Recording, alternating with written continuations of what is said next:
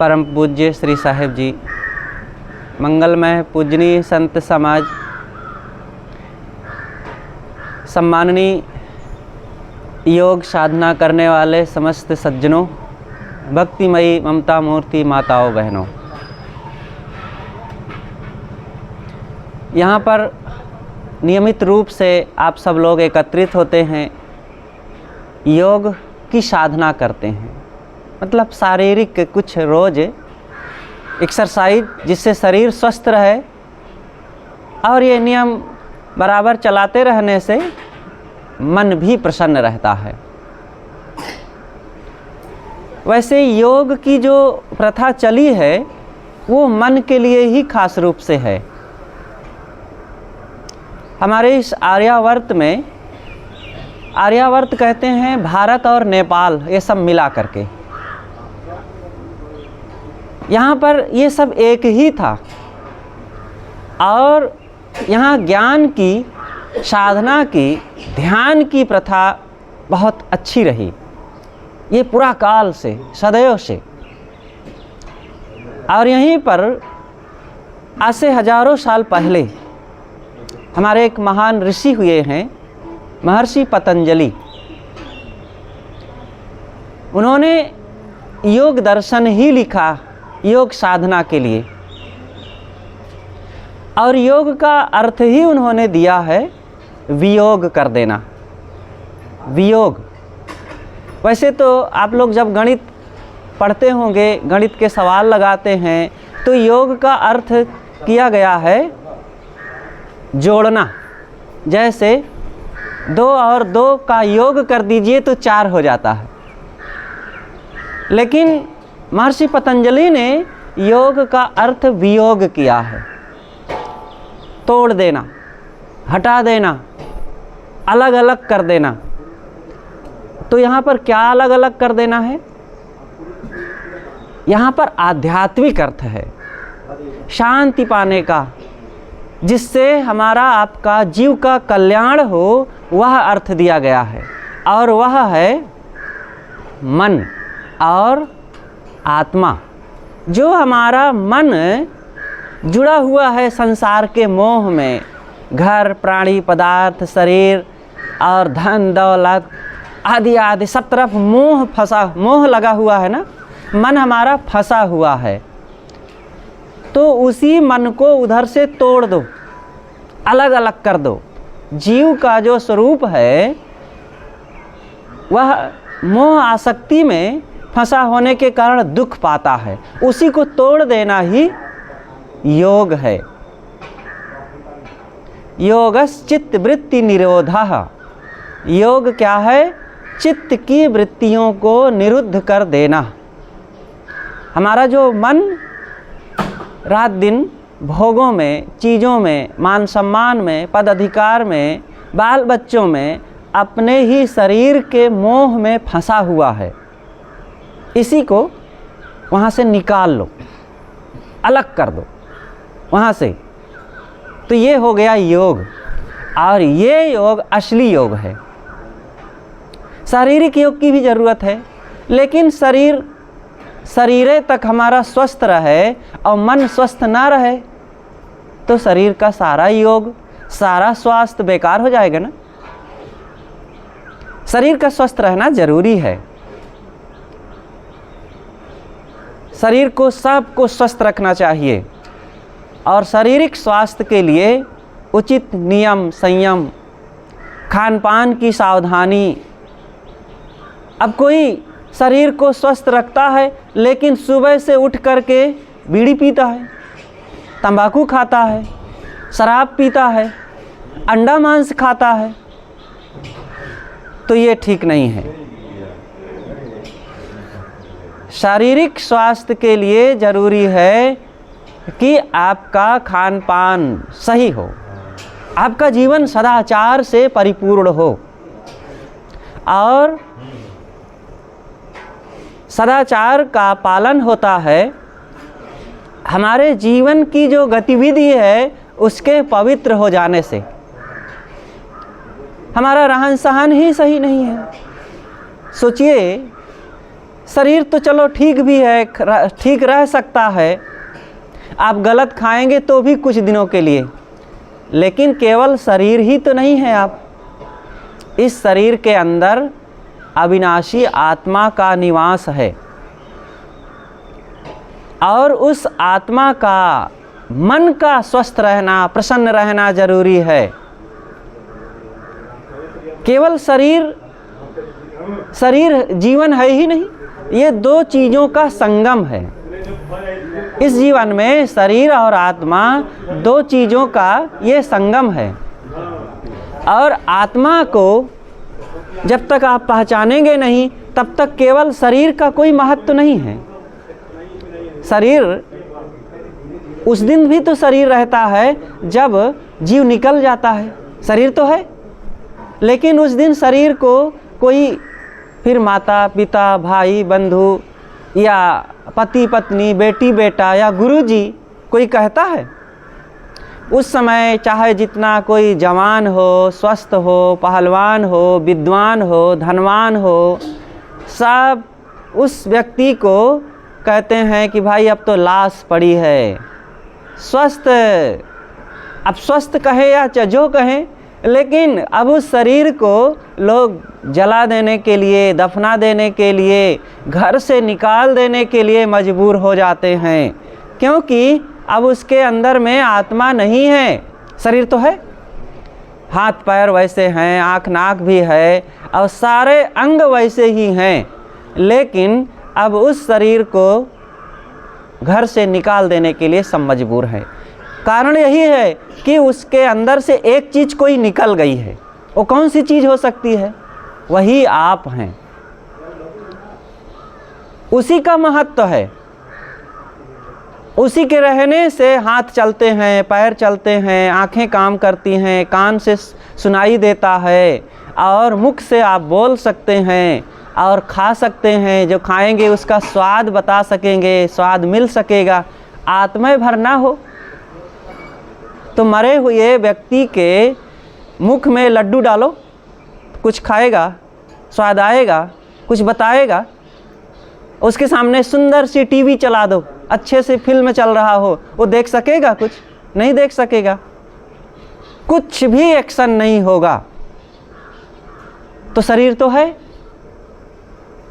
तो शरीर का होना अच्छी बात है, बहुत ज़रूरी है, क्योंकि शरीर ही ना रहेगा तो आत्मा का कल्याण भी नहीं कर सकेंगे, आत्मा के बारे में सोच भी नहीं सकेंगे। लेकिन शरीर को पाए हैं और स्वस्थ भी है, किंतु आत्मा का काम ही ना करें तो भी बेकार है। जैसे कि एक व्यक्ति अनपढ़ है और अनपढ़ होने से वो कुछ पढ़ नहीं पाता, उसके लिए काला अक्षर भैंस बराबर होता है, तो पढ़ नहीं पाता। लेकिन एक व्यक्ति पढ़ा लिखा है किंतु पढ़ता ही नहीं है, तो भी उस पढ़ाई लिखाई के ज्ञान से वो सदैव वंचित ही रहेगा। इसी तरह एक व्यक्ति रोगी है, मन का रोगी, तन का रोगी है। मन का रोगी होने से दुखी है, चिंतित है, शोकित है, परेशान है, पीड़ित है, काम क्रोध लोभ मोह इच्छाएं कामनाएं वासनाएं उसको सता रही है और रात दिन मुंह लटकाए घोड़ा जैसे उदास रहता है। उसको अपने घर में भी नहीं अच्छा लगता है और बाहर भी नहीं कहीं वो चैन से रह पाता है। मन का रोगी है, ये तो ठीक है। लेकिन एक व्यक्ति तन से स्वस्थ होते हुए भी मन के रोग को भी मिटाने का काम नहीं कर रहा है। शरीर तो स्वस्थ है, लेकिन अब शरीर के स्वस्थ होने से क्या होगा अगर वो मन से चिंतित है, दुखी है? तो देखिए, शरीर स्वस्थ होते हुए भी जब मन की पीड़ा बढ़ जाती है तो इस शरीरों को लोग मार डालने के लिए तैयार हो जाते हैं, आत्महत्या कर लेते हैं ना। कई लोगों को सुने होंगे कि एकदम स्वस्थ जवान सुंदर लड़का था या लड़की थी, बहू थी, लेकिन वो फांसी लगा ली, वो जहर खा ली। कारण क्या था?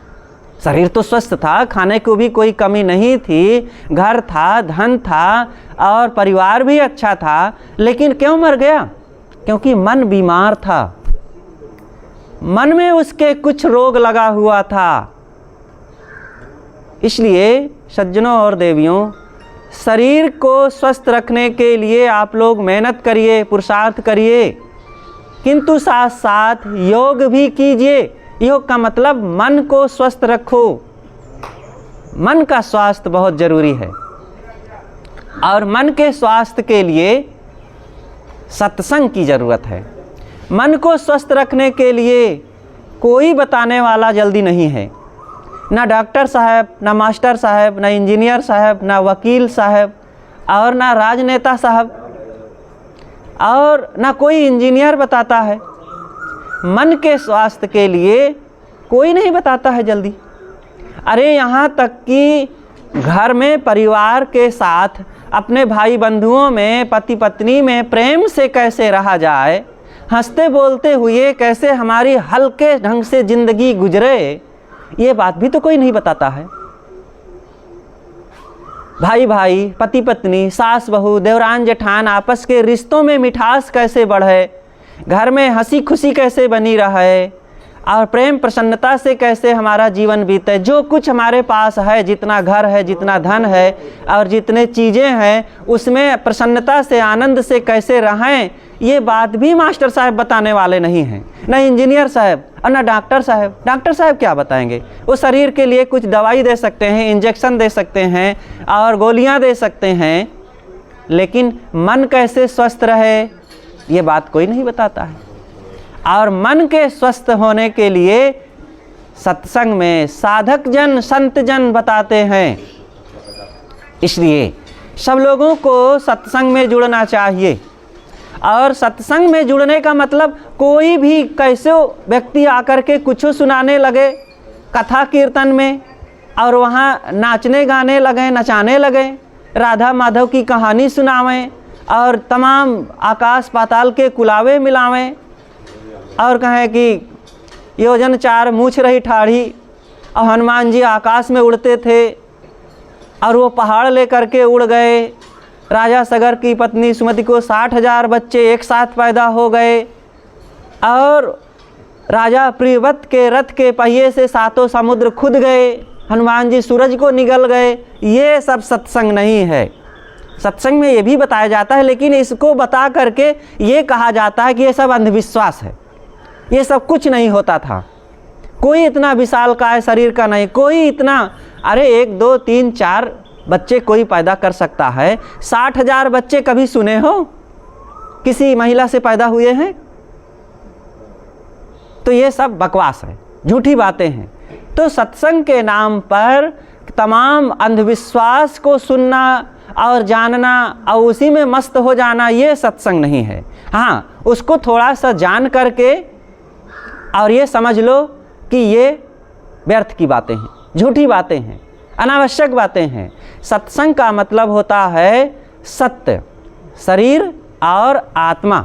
शरीर नाशवान है, शरीर जब तक है इसको उचित खान पान, नियम संयम से स्वस्थ रखना और फिर इसी शरीर में रहते हुए जब तक जीवन है मन को समझ लेना। और मन को समझने का मतलब है कि मन से अच्छा सोचो और अच्छा सोचने का परिणाम है कि आत्मा को जान लो कि हम कौन हैं। आत्मा, सबके जीवन में एक अविनाशी आत्मा बैठा हुआ है और जब आप अपने को जानेंगे और अपने को जानने के लिए सत्संग में सुनो, संतों के पास सुनो और सुन करके घर में आवें, उसका मनन करें और फिर उसकी चरितार्थता होगी ध्यान से। योग का अर्थ होता है ध्यान। जब आप मन को संसार से, शरीर से निकालेंगे, अलग करेंगे, अलग समझेंगे, तब ध्यान जब करेंगे तभी ये बात समझ में आएगी। इसीलिए ध्यान की साधना यहाँ पर चली है। तो महर्षि पतंजलि कहते हैं योगश्चित्त वृत्ति निरोधः। योग है चित्त की वृत्तियों को जो संसार में भटक रही है उसको उधर से अलग कर लो, निकाल लो, अपने आप में एकाग्र कर लो। तब पूछने वाला पूछता है कि इससे क्या फ़ायदा होगा? तब इससे होगा तदा द्रष्टु स्वरूपे अवस्थानम। तब अपने स्वरूप में दृष्टा की स्थिति होगी। दृष्टा कौन है? जो आप हैं, आप ही तो देख रहे हैं। देखिए हम लोग यहाँ बैठे हैं, ये सामने पेड़ पौधे हैं, ये सुंदर जंगल का वातावरण है, पक्षी बोल रहे हैं, आप लोग बैठे सामने दिखाई दे रहे हैं। ये कौन देख रहा है? आंखें नहीं देख रही हैं, आँखों से आप देख रहे हैं। अगर आप ना होते तो आँखों से कौन देखता? जब शरीर मर जाता है तब आप नहीं रहते, आंखें तो रहती हैं, तो क्या उस समय आँखों से दिखाई देगा? कान से सुनाई देता है? नाक सूंघने में सक्षम होती है? जीभ कुछ खा पाती है? कुछ नहीं होता, क्योंकि आप नहीं हैं। तो आप ही दृष्टा हैं। आप और शरीर अलग अलग हैं। जैसे गाड़ी और गाड़ी को चलाने वाला ड्राइवर, दोनों एक हैं कि अलग अलग? अलग अलग है ना। गाड़ी में ड्राइवर जब बैठता है तो गाड़ी को चलाता है, वही फिर उस सामने लगे हुए कांच से देखता है और सामने लगे हुए दर्पण से पीछे को भी देख लेता है, हैंडल से गाड़ी को मोड़ देता है और हॉर्न को बजा देता है, ब्रेक दबा करके गाड़ी को कंट्रोल कर लेता है, रोक देता है, और एक्सीलेटर दबा करके गाड़ी को फिर आगे बढ़ा देता है। ये कौन कर रहा है? गाड़ी में बैठा हुआ ड्राइवर।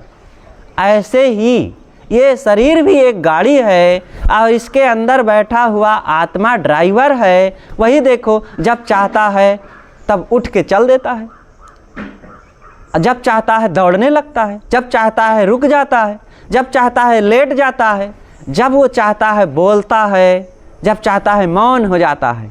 वही जब चाहता है तो देखता है इधर से उधर, उधर अमुक अमुक चीज़ें, और जब चाहता है आंखें बंद कर लेता है। कौन चाहता है? ये कौन ये सारा एक्शन कर रहा है? वही आप हैं शरीर के अंदर, वही आँखों से देखता है। सर जैसे गाड़ी में बैठ करके दर्पण से अथवा ग्लास से देखता है व्यक्ति, वैसे ही शरीर में रह रहा आत्मा शरीर उसी आँख से देखता है, कान से सुनता है, जीभ से बोलता है, पैर से चलता है, हाथ से काम करता है। तो उस अपने आत्मा को पहचानो, आप वही हैं। शरीर के लिए तो सब मेहनत कर लेते हैं, खाने पीने की व्यवस्था, पहनने ओढ़ने की व्यवस्था, घर की व्यवस्था, ज़मीन की व्यवस्था और खेती व्यापार आदि करके, ये सब शरीर व्यवस्था का एक धंधा है। शरीर का निर्वाह कैसे चले और सारी सुविधाएं कैसे बनी रहे। लेकिन सोचो, केवल शरीर तक ही हम लगे रहेंगे, शरीर को सजा वजा करके, पहना ओढ़ा के, खिला पिला करके सुंदर बनाए रखें और आत्मा का काम ना करें, तो आत्मा तो भूखा प्यासा रह गया। जैसे एक गाड़ी और ड्राइवर का मैंने उदाहरण दिया था। गाड़ी के लिए तो बढ़िया आप झाड़ पोंछ कर, चमका करके ठीक रखो, पेंट पॉलिश करके बढ़िया सजा के रखो, उसके अंदर तेल भी बढ़िया डाल करके खूब फुल टंकी रखो। लेकिन जो चलाने वाला ड्राइवर भूखा प्यासा हो और कपड़ा भी पहनने को ना हो, तो क्या वो अच्छे से गाड़ी चला पाएगा? और फिर क्या उसको स्वस्थ कह सकेंगे? गाड़ी में तेल पेट्रोल का होना अच्छी बात है, लेकिन गाड़ी चलाने वाला अच्छा सा हो, वो खाया पिया हो, स्वस्थ हो, ये जरूरी। गाड़ी के लिए ड्राइवर है कि ड्राइवर के लिए गाड़ी है? ड्राइवर के लिए गाड़ी है ना। इसी तरह शरीर के लिए आत्मा है कि आत्मा के लिए शरीर है? आत्मा के लिए शरीर है। आत्मा के कल्याण के लिए मानव जीवन मिला हुआ है। आत्मा का अगर कल्याण ना हो, आत्मा सुखी ना हो, आत्मा प्रसन्न ना रहे, आत्मा निश्चिंत ना रहे, तो इस शरीर का क्या मतलब है? शरीर के लिए आत्मा नहीं है। अरे ऐसा शरीर तो पता नहीं करोड़ों करोड़ों ये आत्मा छोड़ चुका है अनेक जन्मों में। ये तो बात सच है कि आत्मा नित्य है, अविनाशी है। और शरीर कितना है, क्या है? शरीर तो नाशवान है। आज बच्चा है, 4 दिन में जवान हो गया, 4 दिन में बूढ़ा हो गया, 4 दिन में ख़त्म हो गया।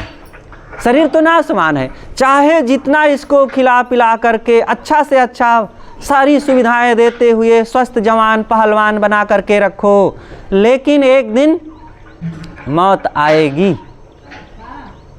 कोई ऐसी गारंटी के साथ नहीं कह सकता है कि हमारी मौत नहीं आएगी। ये मकान के बारे में बता सकते हैं कि अगर कोई प्राकृतिक आपदा न आई तो ये मकान इतने दिन चल सकता है। एक पुल के बारे में, एक गाड़ी के बारे में, एक कपड़ा के बारे में, एक मोबाइल के बारे में आप बता सकते हैं कि ये इतने दिन चल सकता है। लेकिन एक स्वस्थ जवान पहलवान और हट्टा कट्टा सुंदर नर नारी के बारे में क्या कोई गारंटी के साथ कह सकता है कि यह इतने दिन चलेगा ही? कोई कह सकता है? कोई गारंटी नहीं ले सकता है। काल अचानक सबको मारे, बाल वृद्ध ना तरुण विचारे। अचानक मौत आती है, ना वो बच्चा देखती है, ना जवान देखती है, ना बूढ़ा देखती है, ना स्वस्थ देखती है, ना रोगी देखती है ना? रोगी तो जाते हैं, स्वस्थ आदमी भी चला जाता है अचानक।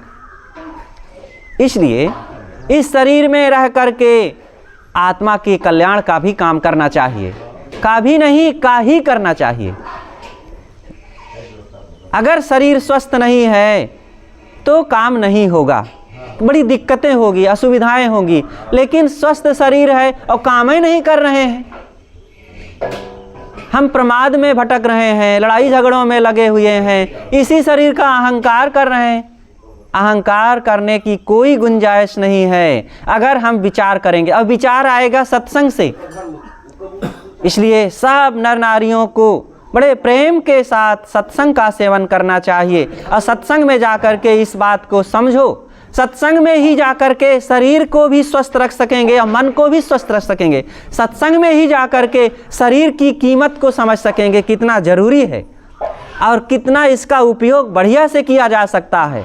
सत्संग में ही जाकर के ये बात समझेंगे कि घर परिवार में भाई बंधुओं के साथ, माता पिता के साथ, पति पत्नी के साथ और अपने आप के साथ हमारे क्या कर्तव्य हैं और कैसे जीवन जीना चाहिए और कैसे जीवन को खुशहाल बनाया जा सकता है।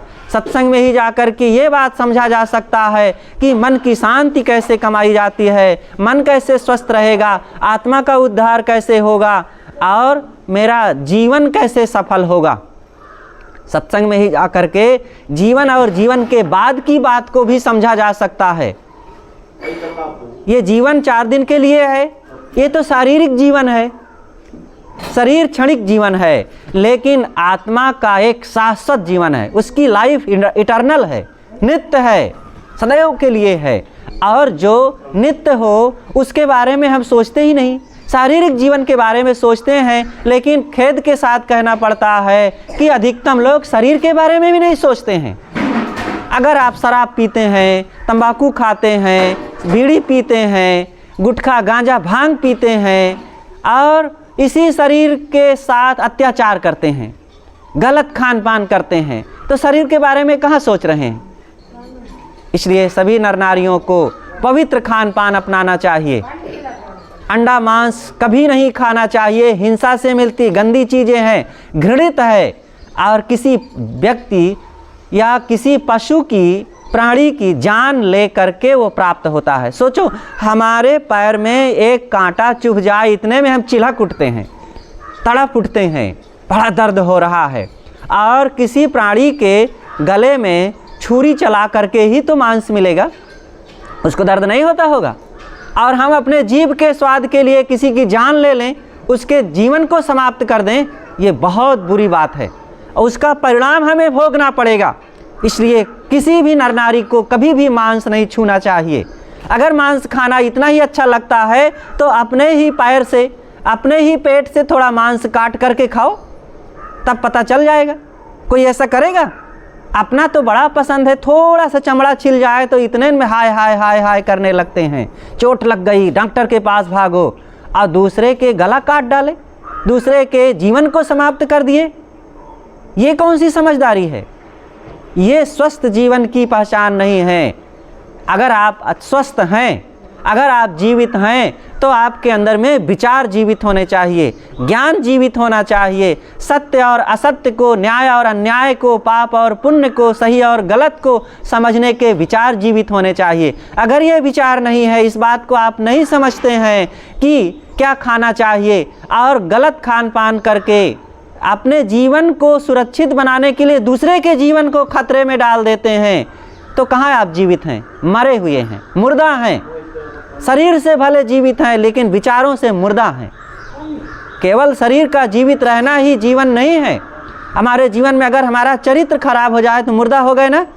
हमारे जीवन में न्याय चला गया है तो मुर्दा हो गए ना। हमने अपने ही जीवन में अपने ही भाई बंधुओं को, माता पिता का अपमान कर रहे हैं तो मुर्दा हो गए। इसलिए भाई जिंदा बन करके रहें। और जिंदा का मतलब है कि जीवन को सुरक्षित रखें। सुरक्षित होने का मतलब है विचार सुरक्षित होना। हमारे अंदर में अपराध बोध हो जाए, चोरी, हिंसा, व्यभिचार, दुराचार आ जाए और कर्म बिगड़ जाएंगे तो अपराध बोध आ जाएगा और फिर ना घर में चैन मिलेगी। अरे आप अच्छे से मखमली कपड़े पहन करके, मखमली बिस्तर में और सुंदर एयर कंडीशन भवन में रह करके भी आपको चैन नहीं पड़ेगी, नींद नहीं आएगी, शांति नहीं मिलेगी, प्रसन्न नहीं रह पाएंगे, बुझे बुझे रहेंगे, तो मुर्दा हो गए कि नहीं। इसलिए जीवन हमारा तब सुरक्षित सुखी होता है जब मन स्वस्थ हो, मन प्रसन्न हो। है आबो हवा ठंडी कश्मीर नहीं साहब, ठंडा हो कलेजा जहाँ कश्मीर उसे कहते हैं। कश्मीर में जा कर के लोग सोचते हैं कि वहाँ बड़ी शीतल हवा और बड़ा आनंद आएगा, लेकिन वहाँ भी जा कर के मन जलता रहे और इच्छा कामना वासना भय चिंता शोक में जलते रहें तो क्या कश्मीर हमें शीतल कर देगा? शरीर शीतल हो सकता है लेकिन मन शीतल नहीं होगा। अगर मन शीतल है तो आप इस गांव में, इस जंगल में और इस खरपतवार और झाड़ झंखाड़ के बीच में बैठ करके, एक फटा हुआ कपड़ा ओढ़ करके, ज़मीन पर बैठ करके भी आप कश्मीर से ज़्यादा सुख शांति का अनुभव यहीं कर सकते हैं। तो कश्मीर भागने की ज़रूरत नहीं, कन्याकुमारी जाने की ज़रूरत नहीं है और गया, प्रयाग, मथुरा, काशी आदि जाने की ज़रूरत नहीं है। घर में बैठ करके आप योगाभ्यास कीजिए, साधना कीजिए, मन को देखिए, ज्ञान को अपनाइए और अपनी आत्मा को पहचानिए। शरीर की नश्वरता को देख करके अपने कर्मों को फिर पवित्र कीजिए, संयम सदाचार अपनाइए, खान पान रहन सहन में पवित्रता लाइए और फिर आपका जीवन निर्भय, निश्चिंत, प्रसन्न, स्वस्थ, आप सूखा रूखा खा करके भी जो आनंद का अनुभव करेंगे कि वो कहीं भी दुनिया के कोने में चले जाओ और बड़ी सी बड़ी सुविधा और बड़ी संपत्ति के बीच में रह करके भी वो आनंद नहीं पा सकते हैं। इसलिए सभी भाइयों बहनों से हमारा यही कहना है कि आप शरीर के स्वस्थ रहने के साथ साथ अपने मन को स्वस्थ रखिए और मन को स्वस्थ रखने के लिए सत्संग में जुड़ो। सत्संग ये बताता है कि जहाँ आप हैं वहीं आनंदित रहो। आप अपने घर परिवार में हंसते बोलते हुए रहिए, अपने भाई बंधुओं से, माता पिता से, पति पत्नी में और सास बहू में, देवरान जेठान में सुबह से उठिए और मुस्कुराइए, प्रेम से बोलिए, हंसिए, एक दूसरों से मीठी बात कीजिए। जो आपके काम है प्रेम से काम करो, घर को सफाई करो और गुनगुनाते रहो प्रेम से। एक धनी के यहाँ एक नौकरानी काम करती थी और नौकरानी सदैव यह गुनगुनाया करती थी कि सावन का महीना पवन चले शोर, जियरा रे घूमे ऐसे जैसे बनमा नाचे मोर। तो यही गाया करे कि जियरा रे घूमे ऐसे जैसे बन में नाचे मोर। तो मस्त होकर के गुनगुनाती रहे। और गरीब नौकरानी गरीब थी, किसी के यहाँ मजदूरी करती थी। अब इसी में अब उसके बढ़िया दिन कट जाए, पैसे पावे, गुजारा बढ़िया हो, खुश रहा करती थी।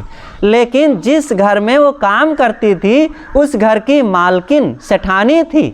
अब वो जब कभी भी गावे तो गुनगुनाए, तो यही गुनगुनाए, दिल के अरमाया आंसुओं में ढल गए, तो उसके अरमान सदैव आंसुओं में ढलते रहते थे, कभी अरमान पूरे ही नहीं होते थे, सदैव दुख का अनुभव किया करती थी।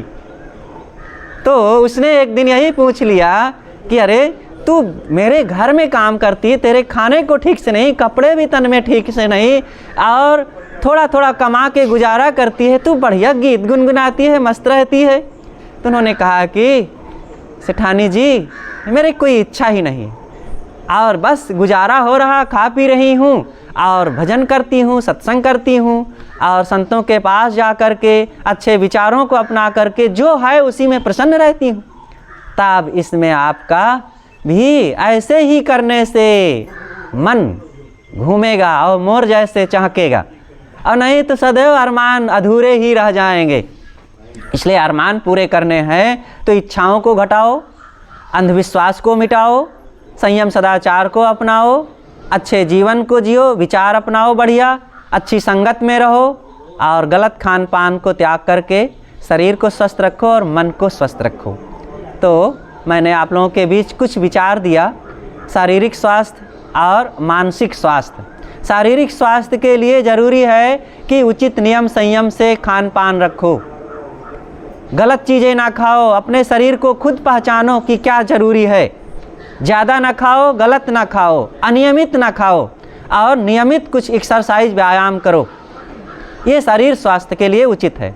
और मन के स्वास्थ्य के लिए सदैव ईमानदारी से रहो, अपनी ईमानदारी की कमाई में गुजारा करो, छल कपट चोरी हिंसा दुराचार पापाचार का त्याग करो, अंधविश्वास में ना भटको, अपनों में प्रेम से रहो, थोड़ा गम खा के रहो, थोड़ा संतोष से रहो, थोड़ा विनम्र रहो, थोड़ा मीठा बोलना सीख लो, और थोड़ा जितना बन सके धैर्यवान बनो, घबराओ नहीं। जब शरीर नाशवान है, चीज़ें भी छूटने वाली हैं, संसार ये क्षणभंगुर है, इस बात को समझें। लाखों यत्न करने के बाद भी जिस संसार में रह रहे हैं सदैव के लिए नहीं बैठे रहेंगे, एक दिन छोड़ना पड़ेगा। हमारे दादा बाबा परपाजा छोड़ के चले गए, हम कब तक बैठे रहेंगे? इसलिए जब तक जीवन है इसको निर्भय होकर, प्रसन्न होकर के, हंस बोल करके बिताएं, बस आनंद ही आनंद रहेगा। मैंने आप लोगों के बीच थोड़ी सी कुछ चर्चाएं किया, अपनी बातें यहीं पर समाप्त करता हूँ। हमारे बीच परम पूज्य श्री साहिब जी विराजमान है, आप बहुत सुंदर विचार पूज्य श्री साहिब जी से श्रवण करेंगे और बहुत आनंद आएगा। बस धैर्य से ऐसे बैठे रहें। एक निवेदन और कर दूं, देखो थोड़ा मोबाइल साइलेंट रखें और थोड़ा सब स्थिरता से बैठिए। अब 10-20 लोग हो जितने हैं,